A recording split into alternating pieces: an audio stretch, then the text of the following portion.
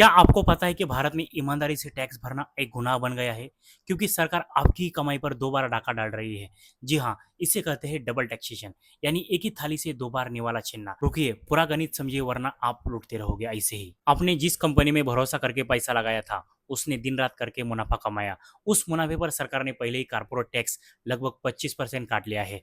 अब नियम ये कहता है कि बचा हुआ सारा पैसा मालिक यानी हम जैसे शेयर होल्डर्स का है।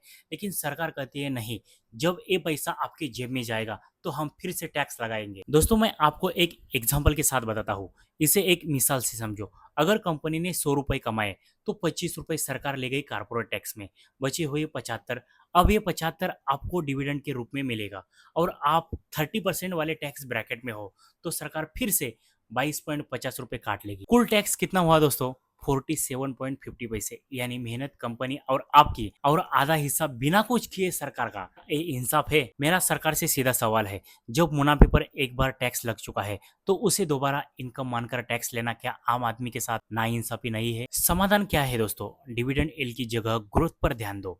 उन कंपनियों को चुनो जो डिविडेंड कम देती है और पैसा बिजनेस में लगाती है, जैसे गूगल। इससे आपकी वेल्थ बढ़ेगी और टैक्स सिर्फ एक बार लगेगा। दोस्तों, समाधान क्या होना चाहिए? डिविडेंड एल की जगह ग्रोथ पर ध्यान दो। उन कंपनियों को चुनो जो डिविडेंड कम देते हैं और पैसा बिजनेस में लगाती है, जैसे गूगल की कंपनी। इससे आपकी वेल्थ बढ़ेगी और टैक्स सिर्फ एक बार लगेगा। Number 2, family splitting. अपने उन घर वालों के नाम पर डिमैट अकाउंट खोलो जिनकी कोई भी इनकम नहीं है, जैसे दादा दादी, ताकि 10 लाख तक के डिविडेंड पर टैक्स का बोझ कम हो सके। दोस्तों, चुप रहोगे तो सिस्टम आपको ऐसे ही निचोड़ता रहेगा। क्या आपको लगता है कि डिविडेंड टैक्स को पूरी तरह खत्म कर देना चाहिए?